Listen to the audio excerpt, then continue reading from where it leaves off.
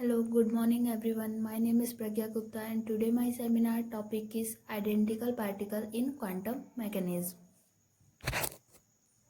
Identical particle. तो identical particle होता क्या है देखते हैं। किसी भी क्वांटम मैकेनिज्म में हम कोई भी दो पार्टिकल लेते हैं तो उन दोनों पार्टिकल का जो मास है, चार्ज है, एनर्जी है, मैग्नेटिक फील्ड है और भी उसके जो क्या बोलते हैं डाइपोल मोमेंट है, ये सारे जो इंटेंसिक प्रॉपर्टी हैं, ये अगर दोनों पार्टिकल के लिए से समान हो तो इस प्रकार के पार्टिकल को क्या कहा जाता है? आइडेंटिकल पार्टिकल कहा जाता है। किसी भी दो पार्टिकल के लिए उसके सारे इंटेंसिक प्रॉपर्टी अगर समान हो तो इस प्रकार के पार्टिकल को बोलते हैं आइडेंटिकल पार्टिकल। इसे एक एग्जाम्पल के द्वारा हम देख सकते हैं कि कोई एक इलेक्ट्रॉन है जो कि स्थिर अवस्था में है तथा कोई दूसरा इलेक्ट्रॉन है जो कि क्या करते हैं, मोशन में है या फिर गत्या अवस्था में है। ये हमारा क्या है, इलेक्ट्रॉन फर्स्ट है और ये हमारे क्या है, सेकेंड इलेक्ट्रॉन है।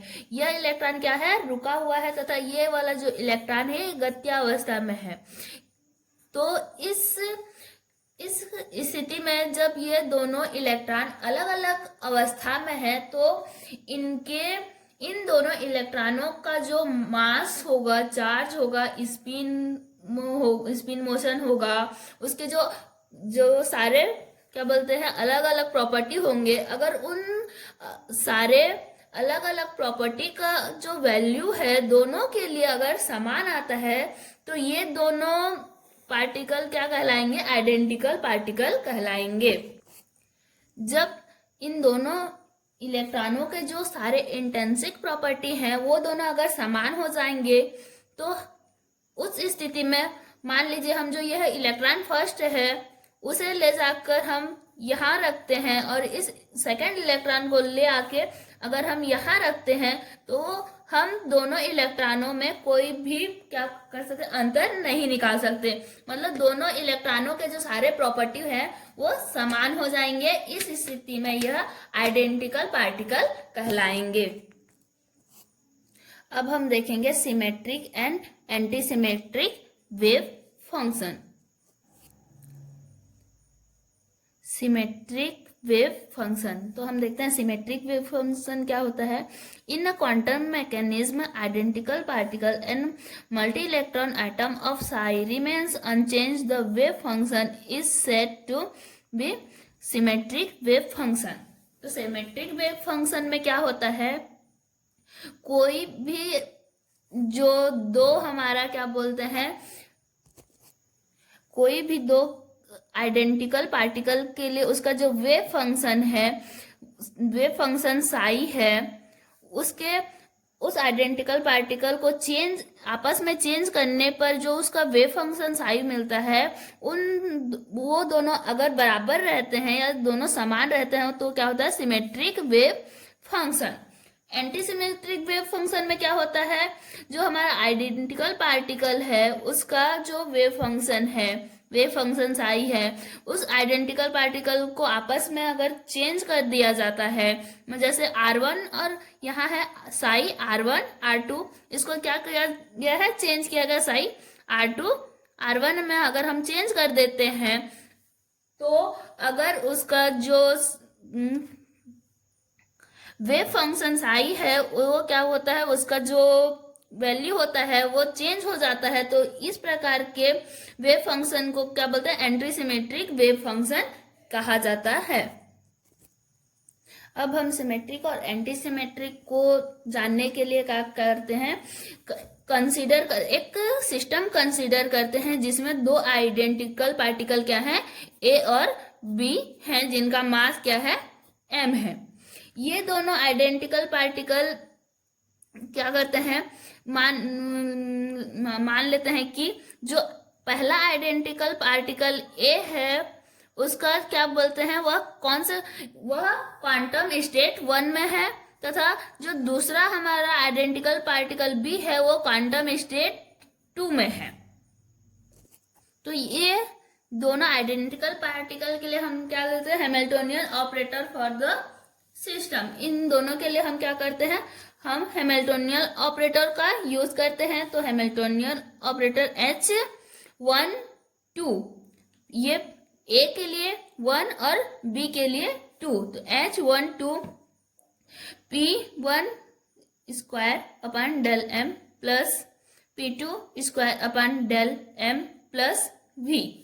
इसमें जो ये वाला हमारा जो पार्ट है वो क्या करता है, काइनेटिक एनर्जी को प्रदर्शित करता है, तथा जो भी है वो क्या करता है, हमारा पोटेंशियल एनर्जी को प्रदर्शित करता है। ये हमारा पहला आइडेंटिकल पार्टिकल के लिए काइनेटिक एनर्जी को शो करता है, और ये जो है हमारा सेकंड आइडेंटिकल पार्टिकल के लिए काइनेटिक एनर्जी को शो करता है। If the two particles are not distinguishable from each other on the interchange of particles, the Hamiltonian operator must remain invariant। अब हम क्या करते हैं, मान लेते हैं कि जो हमारा आइडेंटिकल पार्टिकल ए के लिए क्वांटम स्टेट क्या करते हैं, मान लेते हैं 2, और हमारा जो सेकेंड आइडेंटिकल पार्टिकल बी था उसके लिए हम लोग क्वांटम स्टेट 1 मान लेते हैं। अगर हम ऐसा मानते हैं तो उसके लिए हमारे लिए हमें हैमिल्टोनियन ऑपरेटर अगर क्या करते हैं, इनवेरिएंट मिलता है, तो वो क्या हो जाएगा, हमारे लिए सिमेट्रिक वेव फंक्शन हो जाएगा। जैसे कि हैमिल्टोनियन ऑपरेटर 1 2, ये क्या करते हैं हम, अगर ये तो 1 ए के लिए है और ये 2 बी के लिए है, अब हम इसे क्या करते हैं, चेंज करते हैं हैमिल्टोनियन। ये जो 2 है ये ए के लिए और ये जो 1 है ये बी के लिए। अगर हम चेंज करते हैं तो इसके जो वेव फंक्शन में कोई चेंज नहीं होता, तो ये क्या होता है, हमारा सिमेट्रिक वेव फंक्शन होता है। और यदि जो हमारा H12 और H21 है वो क्या करते हैं, अगर हमें अलग अलग प्राप्त होता है या डिफरेंट प्राप्त होता है तो उसके लिए हमें क्या होगा, श्रोडिंगर इक्वेशन का जो सॉल्यूशन है उसका सॉल्यूशन भी हमारे लिए हमें डिफरेंट प्राप्त होगा। H12 के लिए तथा H21 के लिए हमें श्रोडिंगर का जो सॉल्यूशन है वो क्या होगा, अलग अलग प्राप्त होगा। तो हम एक टाइम इंडिपेंडेंट श्रोडिंगर इक्वेशन को कंसीडर करते हैं। तो जो the time independent Schrodinger equation क्या होता है, H psi equal to E psi। यहाँ पे H क्या है, H ऑपरेटर है, psi वेव फंक्शन है, E क्या है, एनर्जी है, और जो psi है वो वेव फंक्शन है। इसमें हम क्या करते हैं, जो हमारा आइडेंटिकल पार्टिकल का जो वैल्यू है उसको पुट करते हैं। तो H psi इक्वल टू जो E psi हमारा जो श्रोडिंगर इक्वेशन का जो फॉर्मूला है उसमें रखते हैं, H क्या है 1 2 है, psi क्या है 1 2 इक्वल टू E psi 1 2। इस कंडीशन में हमें जो फर्स्ट पार्टिकल आइडेंटिकल पार्टिकल का कोऑर्डिनेट्स क्या मिलता है, Q1 मिलता है, और सेकेंड जो पार्टिकल है उसका कोऑर्डिनेट्स क्या मिलता है, Q2। अब हम क्या करते हैं, अब हम एक एग्जाम्पल लेते हैं या कंसीडर करते हैं, एक इलेक्ट्रॉन रहते हैं, जो फर्स्ट इलेक्ट्रॉन है उसका जो पोजीशन वेक्टर है वो क्या है, R1 है, और उसका जो हमारा क्वांटम वो कौन से क्वांटम स्टेट में है, psi ए क्वांटम स्टेट में है। और दूसरा एक इलेक्ट्रॉन लेते हैं जिसका पोजीशन वेक्टर क्या है, R2 है, और वो psi b क्वांटम स्टेट में है। तो इसके लिए हमें कॉम्बिनेशनल वेव फंक्शन देखते हैं, psi R1 R2 equal to psi a R1 psi b R2। अब हम क्या करते हैं, मान लेते हैं कि जो सेकेंड जो फर्स्ट वाले इलेक्ट्रॉन के लिए हमारा क्या बोलते हैं पोजीशन वेक्टर क्या मिलता है, मान लेते हैं R2 मिलता है, और जो सेकंड वाले इलेक्ट्रॉन के लिए हमें पोजीशन वेक्टर क्या मिलता है, R1 मिलता है। तो उसके लिए कॉम्बिनेशनल वेव फंक्शन क्या हो जाएगा, psi R2 R1 equal to psi A। अब उसके लिए फर्स्ट वाले के लिए हमें क्या मिला है, पोजीशन वेक्टर R2, और साई B हमें सेकंड वाले के लिए क्या मिला है, R1। तो सिमेट्रिक केस के लिए क्या हो जाएगा, Sai R1 R2 equal to Sai R2 R1। जब ये केस प्राप्त होगा तो ये क्या होगा, सिमेट्रिक होगा। और जब हमें psi R1 R2 equal to minus psi R2 R1 ये वाला केस हमें जब प्राप्त होगा तो ये क्या हो जाएगा, एंटी सिमेट्रिक हो जाएगा। अब देखते हैं किसी भी आइडेंटिकल पार्टिकल के लिए उसके क्या बोलते हैं स्टेट को चेंज करने के लिए हमें क्या करते हैं, एक फंक्शन लगाते हैं या फिर एक ऑपरेटर लगाते हैं।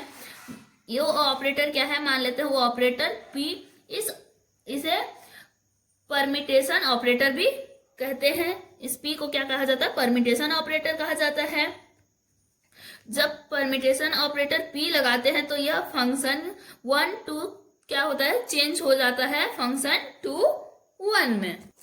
F12 is an arbitrary function to Q1 and Q and the operator P is called permutation operator। तो अब इसमें एक क्या बोलते हैं, एक नोट ले देते हैं, एक कंडीशन देखते हैं हम लोग। क्या करते हैं, जो परमिटेशन ऑपरेटर है किसी भी फंक्शन में, मान लीजिए जिसमें एक परमिटेशन ऑपरेटर पहले से लगा है, उसमें हम क्या करते हैं और एक परमिटेशन ऑपरेटर लगाते हैं। मतलब दो परमिटेशन ऑपरेटर को एक फंक्शन में लगाते हैं तो ये क्या हो जाता है, इसको क्या लिख सकते हैं, P square psi 1 2 dash dash n. तो ये हो जाता है। तो हम अब ये मान लेते हैं, इसे फर्स्ट इक्वेशन मानते हैं और इसे सेकंड इक्वेशन मानते हैं। तो इन दोनों में क्या है, साई 1 2 डैश डैश डैश जो एन तक गया है ये दोनों क्या है, कॉमन है। तो इसमें क्या हो जाएगा, हम लोग लिख सकते हैं, क्या लिख सकते हैं, पी स्क्वायर इक्वल टू 1। तो हमारे लिए परमिटेशन ऑपरेटर पी का वैल्यू क्या मिलेगा, 1/√2। तो हम किसी भी सिमेट्रिक वेव फंक्शन के लिए देखते हैं तो क्या होता है, psi S equal to 1/√2 psi 1 2 plus psi 2 1। और ठीक उसी प्रकार जो क्या बोलते हैं एंटी सिमेट्रिक वेव फंक्शन के लिए क्या हो जाएगा, साई ए इक्वल टू 1/√2 साई 1 2, यहाँ क्या हो जाएगा माइनस साई 2 1। द फैक्टर जो फैक्टर है 1/√2 वो क्या है, नॉर्मलाइज कंडीशन में का कार्य कर, नॉर्मलाइज कंडीशन में होता है। अब हम देखेंगे, क्या देखेंगे, स्पिन एंगुलर मोमेंटम। किसी भी इलेक्ट्रॉन में क्या होता है, कोई भी इलेक्ट्रॉन अपने आप में क्या करता है, स्पिन मोशन करता है। और यह पूरे क्या बोलते हैं, अगर हम पूरे एटम को देखें तो उसमें क्या होता है, यह क्या बोलते हैं एंगुलर मोमेंटम भी करता है। इलेक्ट्रॉन स्वयं में क्या करता है, स्पिन मोशन में रहता है तथा पूरे हम टोटल को देखें तो क्या करता है, एंगुलर मोमेंटम भी करता है। तो हम क्या करते हैं, स्पिन एंगुलर जो मोमेंटम है उसको क्या करते हैं, एस से प्रदर्शित करते हैं।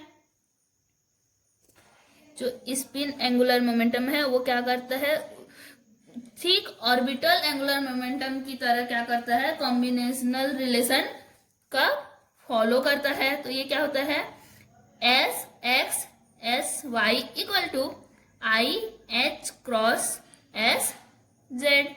उसी प्रकार हम अगर y और z के लिए देखें तो S Y S Z equal to I H cross S X हो जाता है। अब हम z और x के लिए देखते हैं तो S Z S X equal to I H cross S Y हो जाता है। इसे हम इस प्रकार से भी लिख सकते हैं, S square S X equal to S square S Y equal to S square S Z equal to क्या हो जाता है, 0। जहां क्या बोलते हैं, जहां एस क्या होता है, जो स्पिन एंगुलर मोमेंटम एस क्या होता है, एस एक्स आई कैप प्लस एस वाई जे कैप प्लस एस जेड के कैप। ये क्या होता है, आई कैप जे कैप के कैप तीनों का क्या होता है, मिला हुआ तीनों से मिला हुआ होता है। ये एस क्या है, स्पिन एंगुलर मोमेंटम कहलाता है।